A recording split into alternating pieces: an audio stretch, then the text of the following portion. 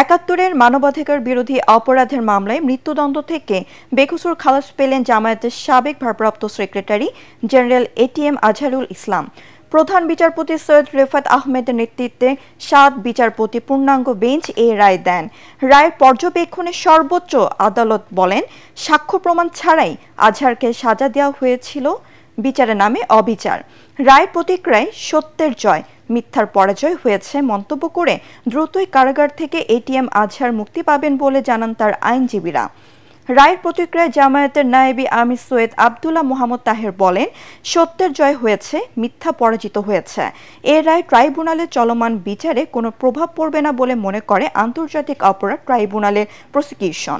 আইনজীবীরা জানান, রায়ের সংক্ষিপ্ত অনুলিপি কারাগারে পৌঁছালে জেল থেকে মুক্তি পাবেন জামায়াতের সহকারী সেক্রেটারি জেনারেল এটিএম আজহার। জনাব এটিএম আজহারুল ইসলাম সাহেব সৌভাগ্যবান, তিনি ন্যায় বিচার পেয়েছেন, আল্লাহ তাআলা তাকে বাঁচিয়ে রেখেছিলেন। তাই আমরা এটাও মনে করি এই রায়ের মাধ্যমে সিন্ডিকেটেড ইনজাস্টিসের অবসান হয়েছে। আমরা এটাও মনে করি এই রায় ঘোষণার মধ্য দিয়ে বাংলাদেশের আদালতের মর্যাদা সমুন্নত হয়েছে। আজকে মহামান্য সুপ্রিম কোর্টের রায়ের মাধ্যমে এই সত্যই প্রমাণিত হয়েছে। অ্যাডভোকেট শিশির বলেছে, সত্যের বিজয় হয়েছে, সত্যের বিজয় হয়েছে, সত্যের বিজয় হয়েছে। আজকের এই রায়ে বর্তমান ট্রাইব্যুনালের ব্যবস্থা এবং ভবিষ্যতে যে বিচার ব্যবস্থা হবে এটিকে আরো অনেক ইন্টারন্যাশনাল স্ট্যান্ডার্ডে উন্নীত করলো এবং জাতি সারা পৃথিবী এখন ট্রাইব্যুনালে এই রায়ের আলোকে যে বিচারগুলো দেখবে সে ব্যাপারে আর প্রশ্ন ওঠার কোনো সুযোগই থাকলো না।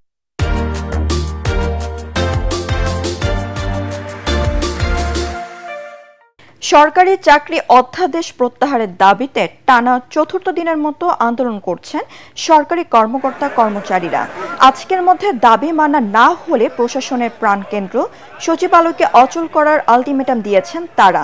এদিকে সচিবালয়ের নিরাপত্তা জোরদার করেছে আইন শৃঙ্খলা বাহিনী। সেবা প্রত্যাশী বা দর্শনার্থী কাউকে ভিতরে প্রবেশ করতে দেওয়া হয়নি। অন্যদিকে সচিবালয় এবং আশপাশের এলাকায় ডিএমপি সব ধরনের সভা সমাবেশ নিষিদ্ধ করলেও মূল প্রবেশ পথের উল্টো দিকে উসমানী স্ট্রিটে মিলনায়তনের সামনে ফ্যাসিবাদ উৎখাত যাত্রা শীর্ষক বিক্ষোভ করছে জুলাই মঞ্চ।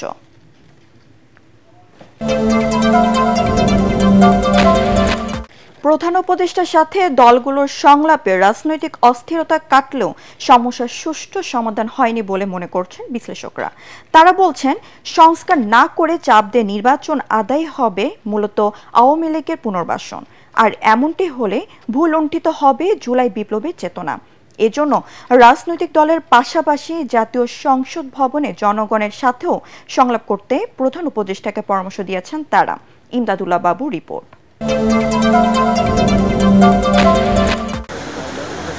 দাবি দাওয়া আদায় আন্দোলন, প্রধান উপদেষ্টার পদত্যাগের গুঞ্জন সব মিলে দেশের রাজনৈতিক অঙ্গনে সৃষ্ট জটিলতা নিরসনে ডক্টর মোহাম্মদ ইউনূসের সাথে শুরু হয় সংলাপ। 2 দিনে 30টি রাজনৈতিক দলের সাথে তার সংলাপ সংকট কতটা কাটিয়েছে তা নিয়ে এখন সব মহলে চলছে আলোচনা। রাষ্ট্রচিন্তক ও লেখক ফরহাদ মজহার বলছেন, প্রধান উপদেষ্টার সাথে এই সংলাপ একটি ভুয়া তত্ত্ব। রাজনৈতিক দলগুলোর সঙ্গে সংলাপটা এটা একটা ভুয়া তত্ত্ব। রাজনৈতিক দলগুলোকে তিনি মনে করেছেন যে এখানে জনগণের প্রতিনিধি, এবং এটাই অস্থিতিশীলতার প্রধান কারণ। রাজনৈতিক দলগুলো একান্তই লুটেরা মাফিয়া শ্রেণীর প্রতিনিধি, ফলে তিনি জনগণকে ভুলে গিয়ে ডক্টর ইউনূস লুটেরা মাফিয়া শ্রেণীর সঙ্গে তিনি কথা বলতে যাচ্ছেন। সেনাবাহিনী বনাম আপনি আমলাতন্ত্র, এটাকে যেমন তিনি শক্তিশালী করেছেন, অন্যদিকে সেনাবাহিনীকে জনগণের বিপরীতে তিনি হাজির করেছেন।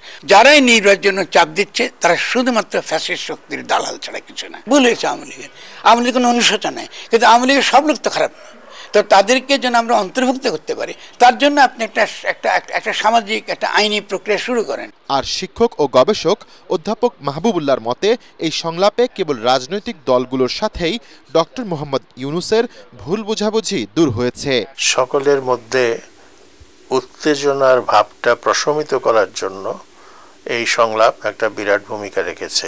রাজনৈতিক দলগুলো বিক্ষোভ আন্দোলনের পথ ছেড়ে কথা বলার যে পথ, মত বিনিময়ের যে পথ, সে পথে তারা আসবে এবং তার মধ্য দিয়েই তারা তাদের দাবি দাওয়াগুলো আদায় করবে এবং দেশে একটা স্থিতিশীল অবস্থা ফিরে আসবে। তাদের মতে শুধু নির্বাচনই শেষ কথা নয়, পরের পরিস্থিতি কেমন হবে এ নিয়েও চিন্তা করা এখন সময়ের দাবি।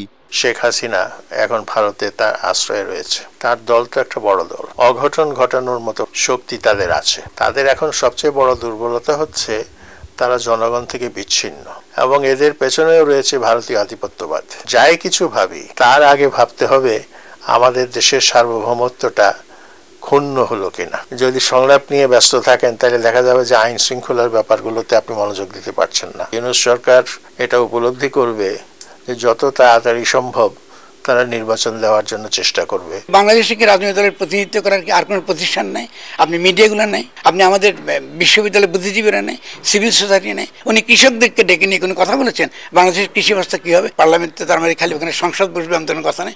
আপনার পার্লামেন্টকে জনগণের প্রতিনিধির সঙ্গে কথা বলেন, তর্ক করে বুঝান।